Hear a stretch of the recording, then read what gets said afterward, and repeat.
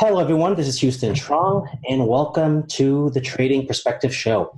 And in this show, I welcome on Simon Ouelette, who recently presented at October's Montreal Traders Meetup. And he delivered a fantastic talk on the importance of having a proper methodology when it comes to researching and backtesting your trading ideas. So in today's show, we'll be diving further into that idea and also have Simon share his trading experience as well as some other perspectives. So Simon, welcome to the show. Thank you. Thank you. Yeah, welcome on.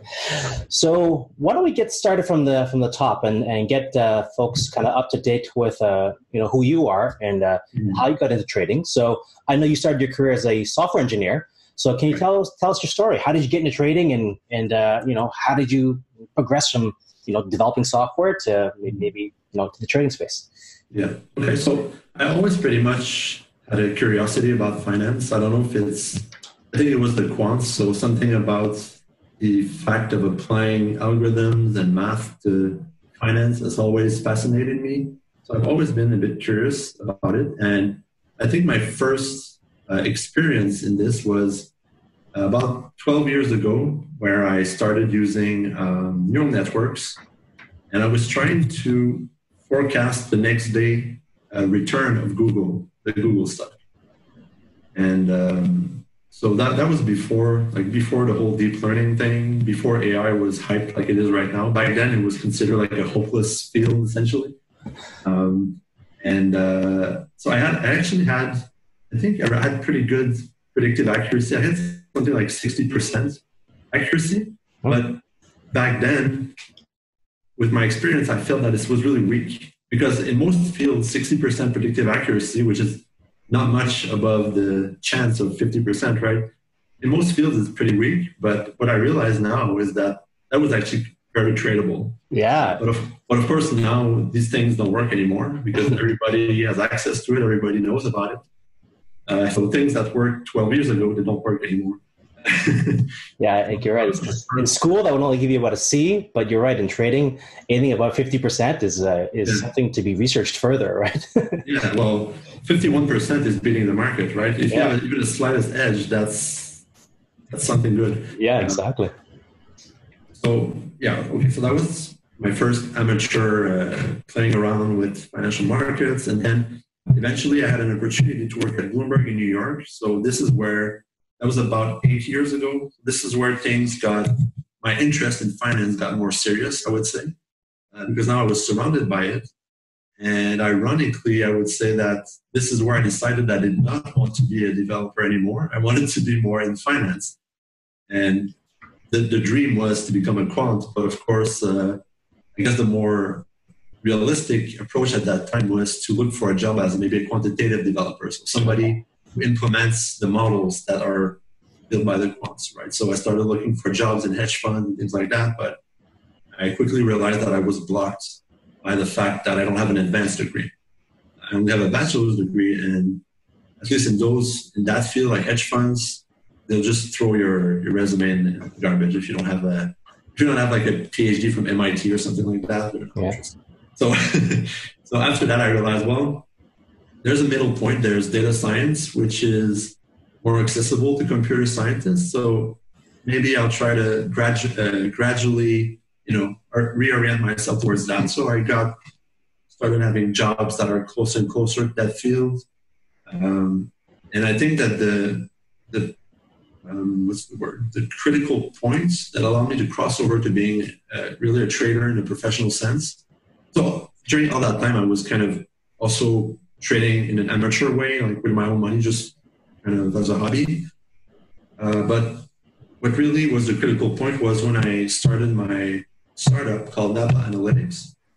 So the idea was that this was a product I was trying to develop, which would automate, using machine learning, the discovery of predictable relationships in financial data. And so that first version of the product, there were many issues with it in retrospect, whether business-related issues or technical issues, conceptual issues. And then I reiterated on that. I made a new version, which was more about applying deep reinforcement learning so deep reinforcement learning essentially is In a few words, it's almost like what robots do. So behaving in environments in an optimal way, right? Okay. Making actions that are optimal in a certain environment. That's what the field of reinforcement learning is about. So I thought, let's apply that principle to finance, because you have an environment, which is the market, and you're trying to figure out the optimal trades and the optimal asset allocations and all that. And as I built that product, the first thing I did was reach out to people who might be interested in it and see if the idea makes sense, right? If I'm actually solving a problem with that. So it was kind of a market research, you could say, that I was doing. And as I did that, I met my current boss. So we talked about that, and he was intrigued by it. And for several months, we kind of had it back and forth. He gave me some problems to solve using that approach. And so he gained a certain confidence in my abilities and my approach with that. And this is where he offered me to become a trader at his proprietary trading firm, using this approach, essentially.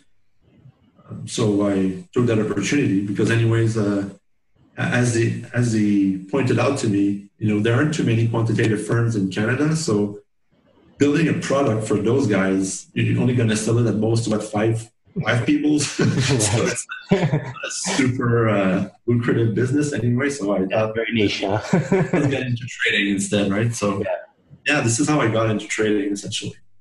Interesting. So what was the hardest part for you, kind of moving from the software development space to, then putting on the trading hat? Because I imagine, you came in, as you said, like as a person who was probably self-taught in the trading space. Were there some hard lessons you had to learn? What were some of the things that you had to kind of put together yourself to make your trading consistent and successful? Yeah, well, one of the difficulties is really that as a systematic trader, you have to program everything. So if you compare a discretionary trader who comes in, he has his hands and his brain ready and can just come in and start trading. And if he already has an existing strategy, well, that's, within a few months is going to be profitable. As a systematic trader, you have to code thousands of lines of code just to, let's say, acquire data and pre-process it. And so it's a very slow implementation process of your strategy.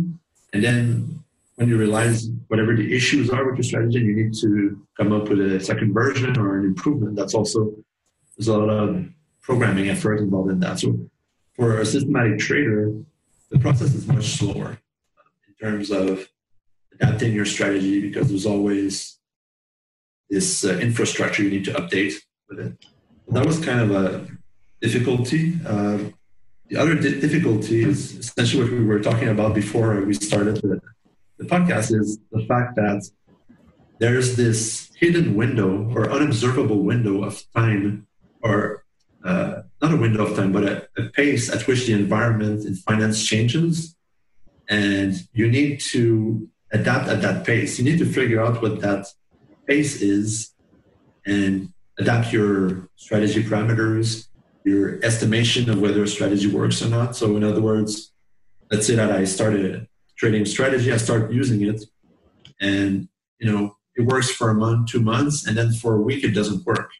Does it mean that things change in that window of time and it no longer works, or is it just going to be coming back? So this notion of trying to estimate this kind of unobservable pace at which the environment changes, at which traders update their strategies in reaction to your strategy, I think that's, for me, and it still is for me, the biggest difficulty, I think, in trading. Yeah, I know we spoke about it casually before the call, and that's a really difficult question to ask, right? So how do you know exactly what is the right time to evaluate what's the horizon you need to be using to evaluate your performance? Is it, if you're an intraday trader, is it 2 weeks? Is it a month? Is it, because it's very volatile, is it, 2 days? What should it be, right? So yeah, absolutely. I can imagine, to make it systematized, as you probably want it to be systematized, it kind of requires, at the end of the day, which is kind of counterintuitive, a bit of intuition, right? You kind of need to use things that are maybe outside of trading and say, I can't maybe quantify it right now, but I have some ideas that maybe that would lead to maybe other areas of research. Yeah, there's certainly a bit of that, a bit of figuring out the bigger picture on your own, and then knowing when to turn off your strategies, when to update them. There's also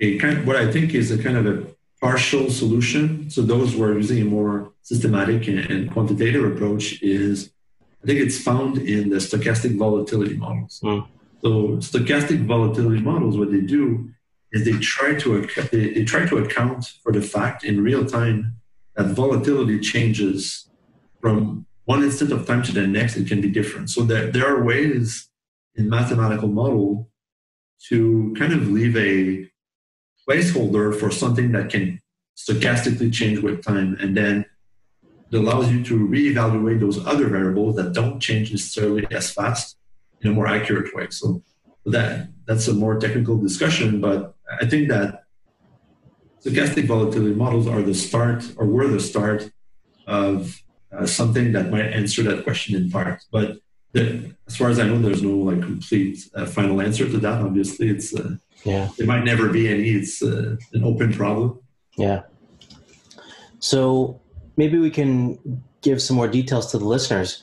What is your trading approach? Is it something that you kind of built from scratch, you through your own research and your kind of hard-won experience, or is it something you maybe picked up from another person who had some good trading ideas and you systematize it? Can you share maybe at a high level, if you don't want to give all the details, but just at a high level, kind of what your approaches look like in terms of strategies? Yeah, I think I just borrow from a lot of people I read about who I think for some reason their approach resonates with me. At a fundamental level, I guess my philosophy would be that I think the efficient market hypothesis is true, but only in the long run. So what I mean by that is, given that there's no change in information content in the markets and there's no major inflow or outflow of money, so all other things being constant and equal, the mispricings will correct themselves and the markets will converge to some equilibrium where the price reflects the true underlying value and all that efficiency and stuff. So in that state, the perfect efficiency state, there's no opportunity in theory for excess profits, for alpha. But I think that this is only true, as I said, if there's if there's no new information coming in, if there's no major outflow or inflow of money. When that happens, when there's a new event or new information, or maybe a big hedge fund needs to withdraw a lot of money at once for some external reason, operational reasons, maybe they have a margin call or whatever it is, these things, they create a disruption in that equilibrium, which creates a temporary deviation from this no arbitrage situation. I think this is when these temporary situations allow you to capture alpha, capture excess profits. And I think there's a relationship between liquidity and market efficiency. So if you think of, for example, in the framework of what I just described, let's say that I'm a market provider. So I just provide liquidity. That's kind of my job. So I'm providing liquidity on the bid and ask or something like that. And all of a sudden, there's a mutual fund that needs to withdraw large amounts of money immediately in an urgent way. So those people, so that institution is going to be willing to pay a premium for liquidity, right? They're going to be willing to exit at a price that is not optimal for them. And this is where you get an inefficiency. Because of a sudden outflow of money, there's an urgency to get a trade executed at a price that is probably mispriced and not in a good way for them. So you as a liquidity provider, by being there at the right time, you are capturing that mispricing. So I think that in the places in the markets, the places where you have the least liquidity, in some sense, is where you might have the most opportunity to capture alpha, because this is where you might have less efficiency. That's kind of my high-level philosophy right now. In terms of more like the methodological perspective, I'm more of a quantitative trader. So what I mean by that is it's almost like I need to prove every hypothesis or theory that I have when it's possible. Obviously, like a high level philosophical framework, like I just described, it's hard to prove. So that's something I do. But when I have a more concrete, like a trading strategy proposal, I need to come up with a system to kind of test that it's true or not. And so that's the kind of systematic approach. Okay. And so do you then, just based upon, your beliefs and your beliefs in, the efficiency of the markets, maybe the inefficiency of markets that are not very liquid, do you try to operate then in markets that are not very liquid? Is that where you kind of find your sweet spot in terms of trading success? Yeah. I mean, so far what I've seen is, so every time I try to find what I would consider inefficiencies or mispricings or arbitrage opportunities, even like in a statistical arbitrage sense, they always seem to only be there in places where there's less liquidity. So concretely, I always see this relationship between the two. And I think that in a theoretical sense, I think it makes sense. Like at least in my theoretical framework, it kind of makes sense. I kind of understand why that would be the case. So I like that idea in general of looking maybe, and in another way, you can think of it like, because there's less liquidity and there's less people trading, it means you have less competition, right? Exactly. If you look at it from a competition perspective, there's less competition where there's less people, and where there's less people, there's less liquidity. So yeah, there could be more mispricings there. Yeah. And so do you look for trading opportunities, or does your strategy look for trading opportunities every single day? Do you find those inefficiencies every single day, or is it more like, okay, I find some, once a week or 5 times a week, or is it not? Is it more kind of random or very like, oh, I see them all the time? It depends from strategy to strategy. Some strategies will operate in a higher frequency, others in a slower frequency. So yeah. So you operate multiple strategies then to try to capture or to have maybe different, I guess to try to capture different levels of volatility from different products, different timeframes, that type of stuff? Yeah. So every time I have to, it's not like I have one strategy that is able to find any kind of market inefficiency. I have to know that, okay, this kind of an inefficiency tends to occur every once in a while. So let's try to craft a strategy that looks for those and exploits them when they show up. That's kind of the idea. Yeah. So I think a lot of people are curious about how, the quantitative trading works. I think a lot of people in their heads, they think, okay, well, I'm sure Simon just goes to work, he just presses a button, all the machines turn on, and they just start going at it, and and then he just turns them off at the end of the night. Is that does it sound that easy, or is it a little bit more manual than simply going into work and just clicking aim and then fire, and it just goes off and does this thing for 8 hours or so, and then you just turn it off again? That's the ideal scenario. That's the ideal world where there are no bugs in my code and like trading, how to trading and no weird things like that, right? In the real world, you have to always keep an eye on it. Things go wrong, you have to reboot your your machine or whatever, your trading framework. So, but in theory, and some days I've been like that, where I just come in, I start my existing strategies and I let them run, and they all go smoothly until the end of the day. And while that's going on, instead of what I'm doing is research and trying to improve, trying to find new strategies, things like that. Yeah.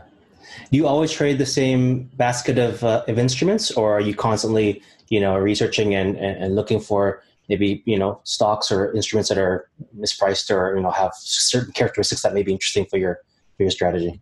No, I'm always looking for new assets, new securities, things like that. Okay.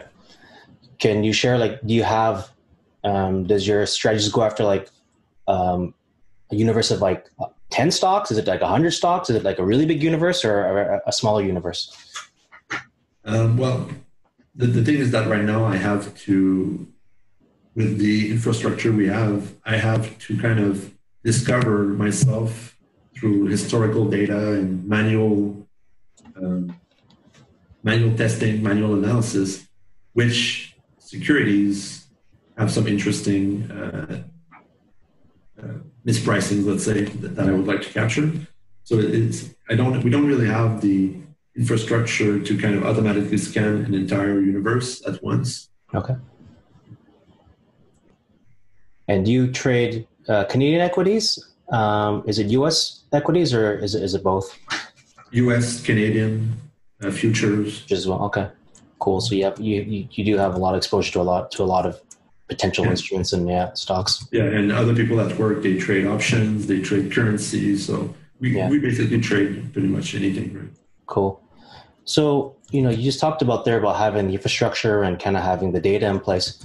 And that kind of brings us to our next topic that I want to talk about. That's just the idea of the methodology around backtesting and researching ideas. That was kind of one of the big points that you had in your presentation is having a proper and sound methodology for your research and for your trading strategies to find out if they actually have an edge or not. What do you think are some of the common mistakes that most traders make when they get into this field of, okay, I believe in backtesting my strategies. I want to see if I actually have an edge here. What are some of the traps that people you find often fall into and just kind of make over and over again? Yeah. Well, I would say that fundamentally the problem with backtesting, or at least the way it is improperly used, is that sometimes they will use it in a way that encourages this kind of I would say almost like astrology-like trading. So what I mean by that is you start from a result you like, which you arrived at pretty much randomly, right?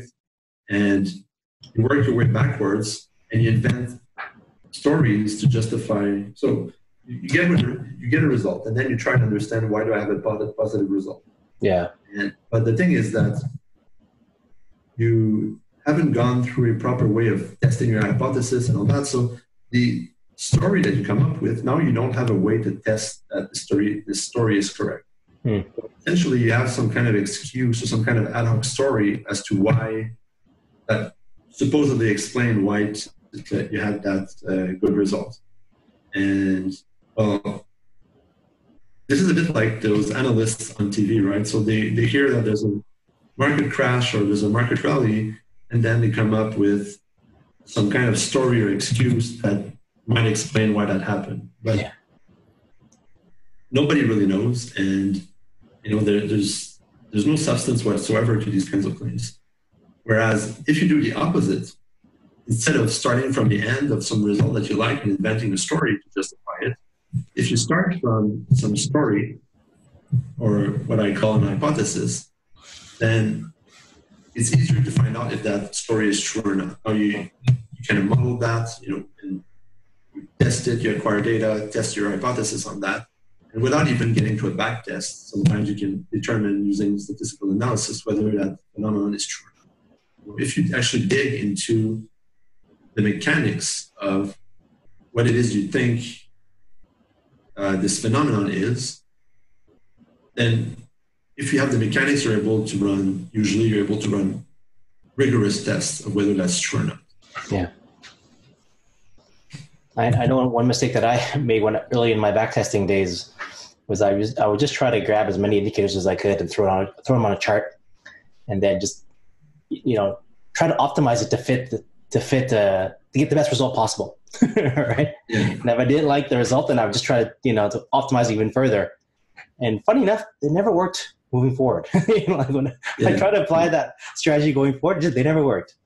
So this is known as overfitting, right? So you're just basically you're just coming up with a strategy that randomly captures a few set of, let's say, subsequent trades that are really good for you, for the way you set up your strategy parameters. And of course, this particular sequence of trades never reoccurs, right? Because they were there randomly. So because you don't have that, you don't make profit going forward. Yeah. I still remember that strategy fondly because it was probably my first or second year of trading, and I got into a program called Broker, which allows you to do a lot of back testing. And my beginner's mind at the time thought, well, I found this one indicator that someone put on a forum, and it was called like the all-in-one strategy. It was something like that, where literally it had 10 indicators in it, right? So like MACD, stochastics, RSI, all of them, like 10 of the most famous ones, CCI, all of them. And you take the signals when, 6 or more of them lined up, or 7 or more of them lined up, and then you could have the most foolproof signal possible. And I thought, that sounds like it makes sense. Why wouldn't you want to wait for all the confirmation and for the stars just to align perfectly, right? And of course, you try to optimize that. Yeah, exactly. You try to optimize that. It's like, okay, I can get this to fit this period and that period by just changing the the settings on each indicator so that they just fit perfectly, and then just would never work ever again in the future. I mean, so that's why you always have to kind of understand. So like these trading indicators, these technical indicators, I mean, there's nothing, I'm not saying that all technical indicators don't work. The thing is, often there's no justification for them. So it's almost like, let's say we talk about the crossover indicator. So I think you have a long-term window, you have a short-term window, and when they kind of cross over, it indicates a reversal or something like that. But why? Right. What is the reason for that reversal? You have to go deeper than just some shape on a chart. Right? Just because the chart is in the shape of an elephant, you go long. Have 3 legs, though, you go short. You need to go. I think you're onto something there. Maybe I might write a book about that.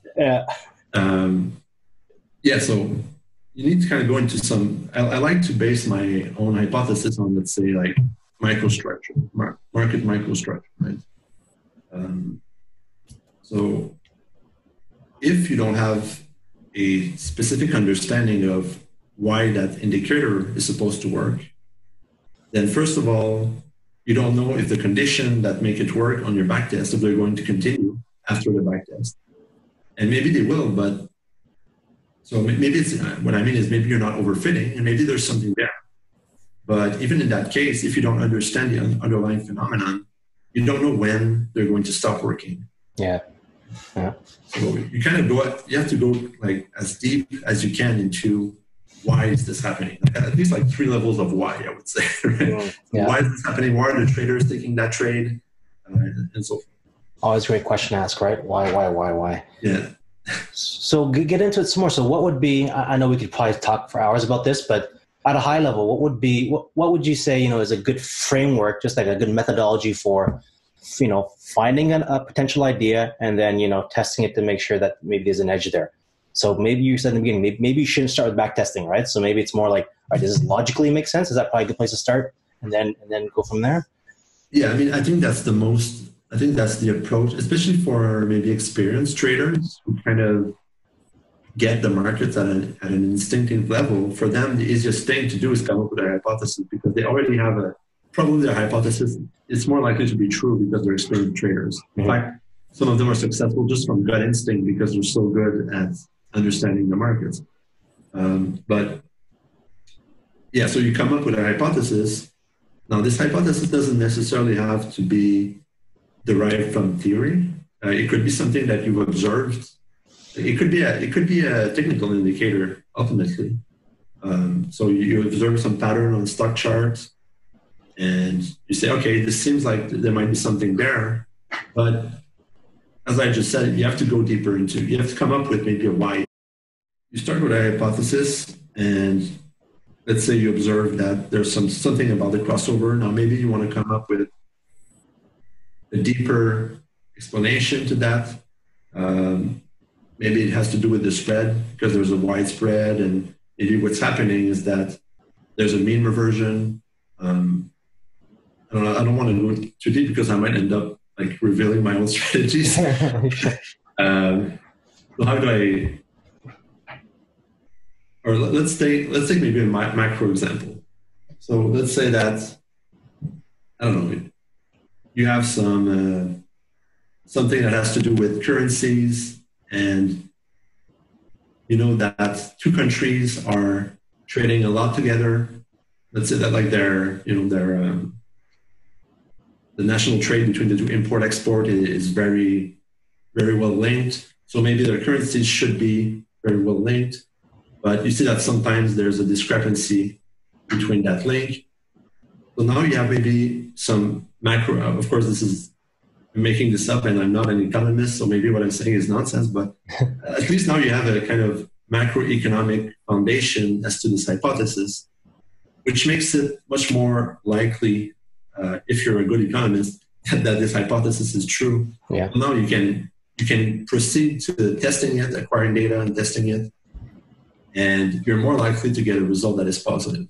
Because the problem when you get a result that's negative is you have to start over, because if you don't, you just end up going down into this rabbit hole of tweaking until it works on your back test, and you end up with overfitting. It's almost inevitable. So I think that's kind of the trap that a lot of new traders find themselves in, right? Because you come to the markets and you're new, then you don't have the experience yet to say, okay, I have some good ideas about things that could work. And so the new trader goes off and just says, all right, look at all these out of the box indicators that they give me. And they start looking at some forums or stuff online, and those are usually the most worn out strategies that everyone's been doing. So the best they can do is tweak the parameters, right? So that's what I think a lot of new traders end up doing, is they just say, oh, okay, I'm going to go off and tweak some parameters and try to tune it. And then you said that's probably not a recipe for success.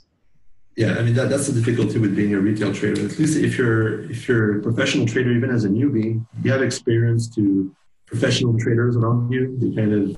They will almost inevitably give you some ideas, something to start with. So I think that's much easier when you get to be in the industry. As a retail trader, it's very difficult. And the other thing is that you're competing with giants like big hedge funds who hire teams of thousands of PhDs and super smart investors and traders, all of them to work against you in terms of competing in the markets. So the question is, how do you compete with them? Yeah. And I think that one of the answers to that might be that you do the same thing that startups do to compete with industry giants, and that is do something that doesn't scale. So that's something you'll hear about if you look at the startup advisors and books about startups, something that comes back again and again, and I think is very true. You do things that don't scale. And because of that, you're not competing with the big guys, because the big guys don't care about the things that don't scale. Yeah. Right? You have to actually go for the scraps. Like we are the hyenas, where we get the leftovers from the lions, right? The big banks and the big hedge funds are the lions. We have to go for things that, and concretely what that means is you have to go for things where that strategy cannot absorb much capital. Because if you have a strategy that doesn't absorb much capital, because maybe there's only a handful of assets that fit that mold or that pattern, then the big guys will not go after it and compete with you. Yeah. Because for them, it's not worth it. So I think that's one thing to remember as a retail trader, is that you're not playing the same game as those guys. Great points. And then I guess in an idyllic kind of way, then you end up working in markets that are probably less efficient because there's less liquidity if you're playing in these markets, and they're going to be maybe more misprices. So it all goes back to what you talked about before. Yeah. So back to the ideas around, AI and machine learning. It just seems to be the biggest topics nowadays that, everyone's, getting into the space, and, there's more and more funds now that they're setting up, specific divisions or specific funds just around deep learning and applying machine learning and that kind of stuff. Where do you think is the future? Where's it taking us? Like, is it going to get to the place where, everyone's kind of using the same technologies to compete against or to go after the same assets? Does it make the world kind of harder to trade, or is it always going to be mispricings? Like, what are some ideas around that? Yeah, well, that's funny, because if you ask most data scientists and most machine learning specialists if machine learning works in trading, or at least those who have dabbled in it, most of them are skeptical about it. Most of them will tell you, no, it doesn't really work. Yeah. And if you look into all the applications of AI currently in banking, in finance, it's always peripheral to actual alpha generation. So the closest thing that I found in papers and textbooks of people who use AI successfully in finance is optimal trading execution. Because the problem of trading with minimal impact is a mathematical optimization problem that is very well suited to reinforcement learning in particular. And the other is option pricing. So because option pricing, the Black-Scholes model, one of the assumptions behind it is the ability to constantly hedge, dynamically hedge in real time, and to be able to apply that model numerically to do pricing. One of the approaches to use reinforcement learning to simulate that aspect. Right? I've never implemented that myself. I don't do option trading, but this is what I gather from papers that I read about that. But in terms of actually using AI to trade and generate alpha, I think that machine learning so far has failed to really significantly establish itself in quantitative trading. And the reason for that, in my opinion, is that AI really revolves around identifying pictures of cats and dogs. That's what 90% of AI is about. And maybe the other 10% is answering, is to implement a chatbot that answers questions in human language. Basically. That's the kind of problems they try to solve. Yeah. I mean, of course, I'm joking, but what I mean by that is that the problems they try to solve are ones where the relationship they try to understand, while they're highly complex, they're also very stable in time. Right. In time. So a cat is always a cat. The features that differentiate a cat from a dog are always more or less the same. The meaning of words, there's always 3 or 4 meanings to a word, and it doesn't evolve through time. And also, in addition to that, the data they're using is not very noisy. It's mostly signal, right? The signal to noise ratio is very high. In finance, it's the opposite of that. So the relationships might be less complex than actually understanding what's a dog and what's a cat, but the data is super noisy, like 99% of it is randomness.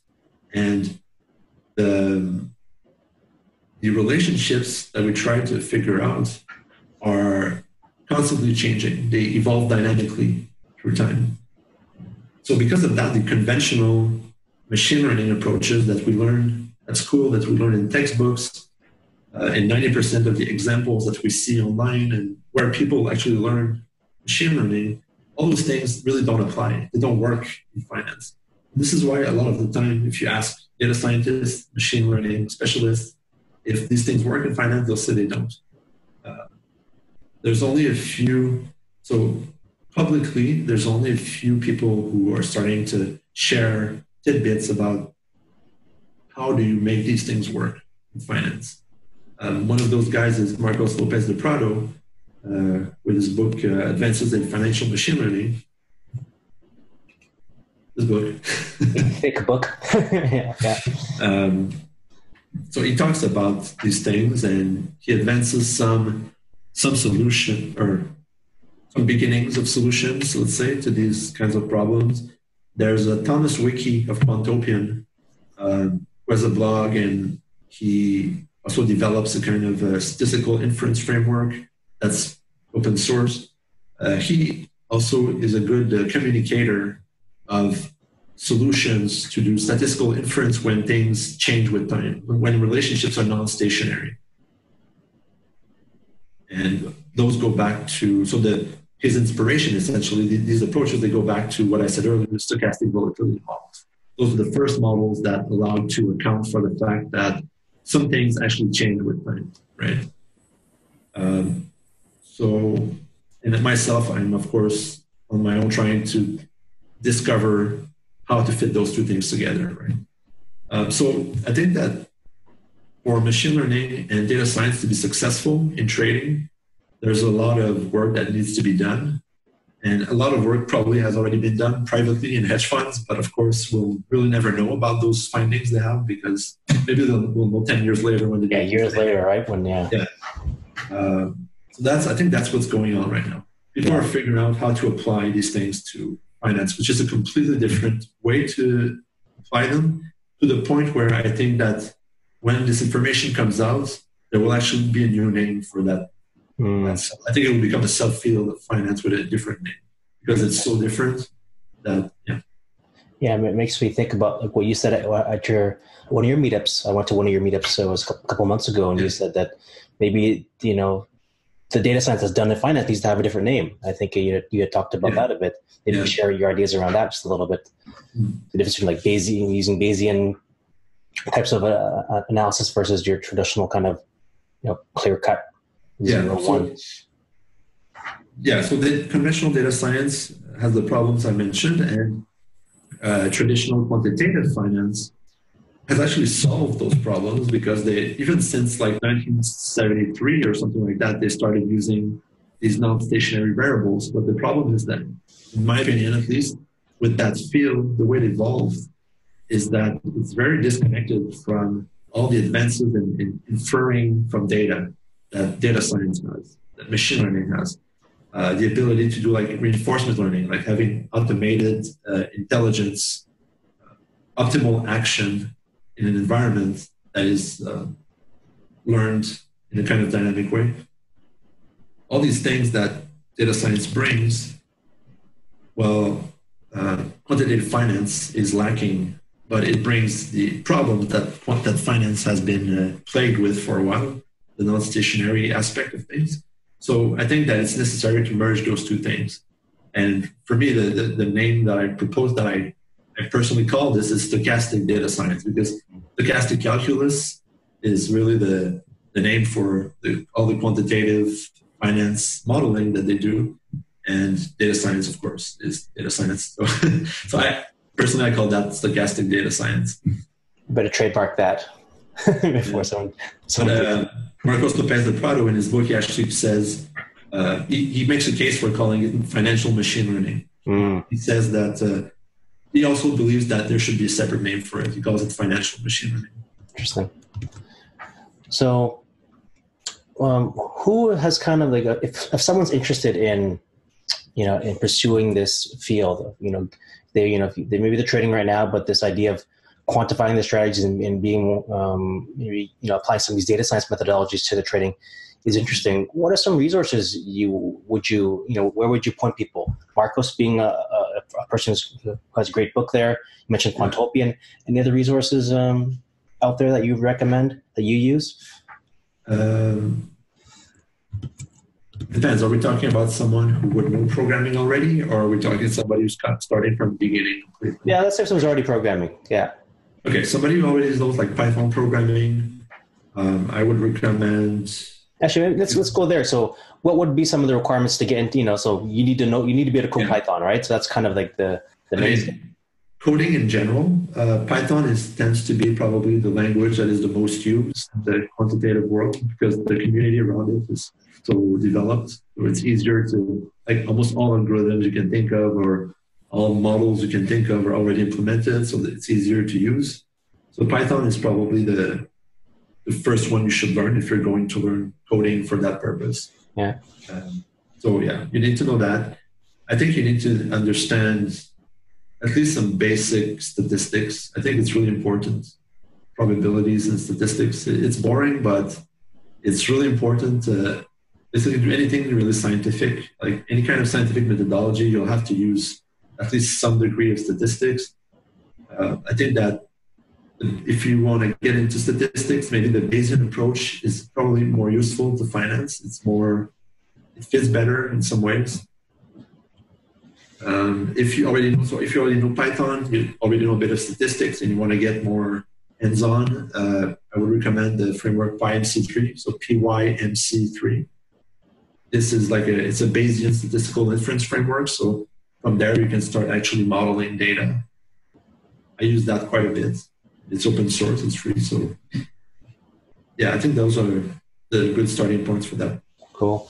And then when it actually comes to, let's say you do the work, you find yourself an edge. Do you are there any trading packages that you recommend in terms of execution? Like you say, okay, now I'm ready to actually code this and put it on a trading platform.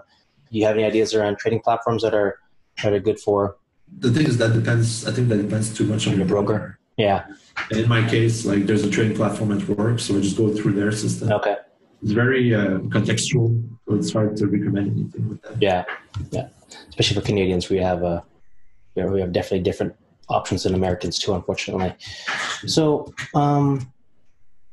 maybe we can begin to wrap things up, and maybe you can just share who has been like some of the big maybe the folks who've given you the most inspiration. Are there certain authors, or are there certain funds, any kinds of things that really kind of lit the bulb for you and said, okay, yeah, that really inspired me to pursue this further?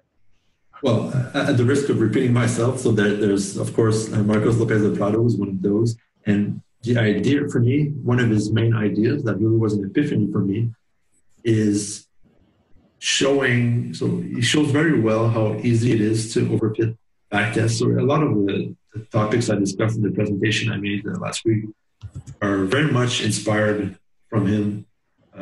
So how easy it is to overfit, but also he proposes kind of a beginning of a solution to solving that problem. So using simulations rather than using historical data to do your research, to optimize your strategies, things like that.